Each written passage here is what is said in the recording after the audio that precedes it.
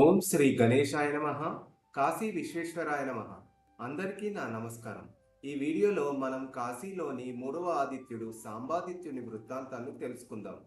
ఇంతకు ముందు మేము వివరించిన లోలార్కాదిత్యుడి గురించి మరియు విమలాదిత్యుని గురించి తెలుసుకోవాలని అనుకుంటే డిస్క్రిప్షన్లోని లింక్ ప్రొవైడ్ చేస్తాము.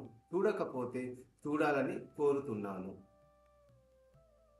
సాంబాదిత్యుని కాశీలో దర్శించాలని అనుకుంటే మనం ఆటో ద్వారా రిక్షా ద్వారా వెళ్ళి దర్శించవచ్చు. ఈ ఆదిత్యుడు కాశీలోని సూరజ్ కుండ్ దగ్గర ఉంటారు. సూరజ్ కుండ్ అంటే ఎవరిని అడిగినా చెప్తారు. సాంబాదిత్యుని గురించి మనకు స్కంద పురాణంలోని కాశీఖండంలో 48వ అధ్యాయంలో చెప్పబడింది. జాంబవతి మరియు శ్రీకృష్ణుడి కుమారుడు సాంబుడు ఒకరోజు నారదుడు ఆకాశ మార్గం గుండా ద్వారకకు వచ్చెను. యాదవ కుమారులు అందరూ వినయంతో నారదుని చూసి అంజలి ఘటిస్తూ నమస్కరించారు. కానీ తన రూప సౌందర్యం చేత గర్వితుడైన సాంబుడు నారదుని తపస్వి రూపం చూసి నవ్వుతూ నమస్కరించలేదు. విషయం గ్రహించిన నారదుడు శ్రీకృష్ణుని మందిరమునకు వేగి సాంబుడి చేష్టలు తెలిపినాడు. ఓ కృష్ణ, నీ కుమారుడు సాంబుడు ముల్లోకముల్లోకి యువకులలో అందగాడు.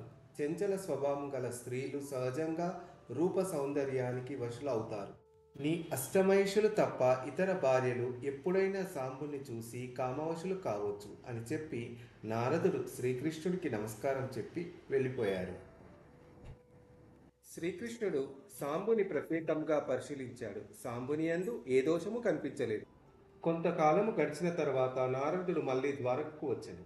అప్పుడు శ్రీకృష్ణుడు తన ఇష్టసకులతో ఏకాంత మందిరంలో ఉండెను. నారదుడు తోటి బాలరులతో ఆడుతున్న సాంబుని పిలిచి తన రాక గురించి కృష్ణునకు తెలియజేయమన్నారు. సాంబుడు ఏకాంతమునందు ఉన్న తన తండ్రి వద్దకు ఎలా వెళ్ళాలి అని ఆలోచనలో పడ్డాడు. వెళ్ళలేకపోతే నారదుడు ఇంతకుముందే తనను నమస్కరించలేననే కోపంతో ఇప్పుడు వెళ్ళినట్టయితే శపిస్తారేమో అనే ఆలోచనలో బ్రాహ్మణ శాపం కంటే తండ్రి కోపమే మంచిదని తలచి భయముతో సాంబుడు నారదుడి రాకను తన తండ్రికి నమస్కరించి చెప్పగా తన వెంటనే నారదుడు వచ్చారు.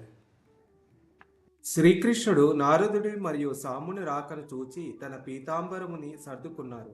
అచట స్త్రీలు సిగ్గుతో తమ తమ వస్త్రాలను సర్దుకున్నారు. కృష్ణుడు నారదుడికి చేతి పట్టుకొని తన సేనపై కూర్చుండబెట్టినాడు. సాంబుడు ఆడుకొనుటకు వెళ్ళినాడు.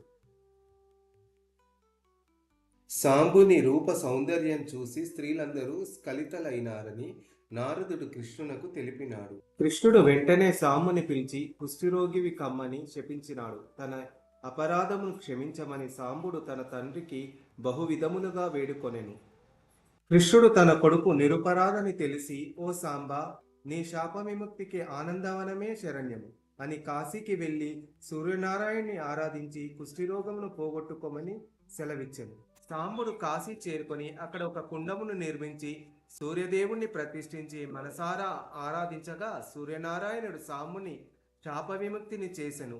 సాంబుడు దివ్య తేజస్సుతో వెలుగొందెను.